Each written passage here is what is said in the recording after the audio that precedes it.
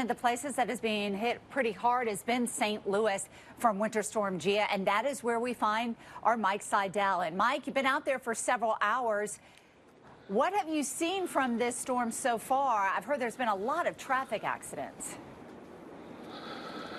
A lot of accidents. Some people still have not gotten home from their Friday workday because of the gridlock out on the interstates, especially 44. What we've seen downtown, though, in the past 20 minutes is improvement in the visibility, certainly vertically and horizontally. That is the Gateway Arch. You can see it now. We have not seen that for about 3 hours, so the intensity has backed off. We're still snowing at about a ½ inch an hour. And Lambert Field just checked in at the top of the hour, 8 local time, now with another inch, and they're up to 6 inches. So we've got a ½ foot of snow. Biggest storm of the season by far. They picked up a little over 5 back in November over several days, but this by far is going to blow that away. And we may end up with double-digit snowfall, maybe a top 10 storm.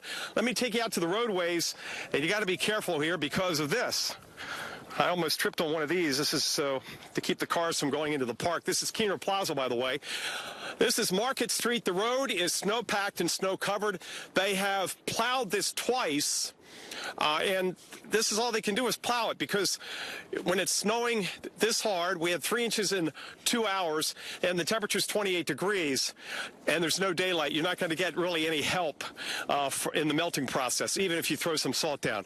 So tomorrow, once we get daylight and the snowfall backs off, we're not expecting much in the way of an accumulation after mid to late morning tomorrow. Things will start to loosen up, and hopefully those people out on the freeways can get home. Charles Peak has been out on 44. This is video he shot earlier. This is when the snow really came in. It came in like a hammer. A wall of snow swept across St. Louis mid-afternoon. Everybody got on the freeway, on the highways. We've seen that in other cities like Atlanta about 4 or 5 years ago, and it just caused major problems with the accidents and the gridlock. It's not that the fact that we're getting howling winds and big drifts.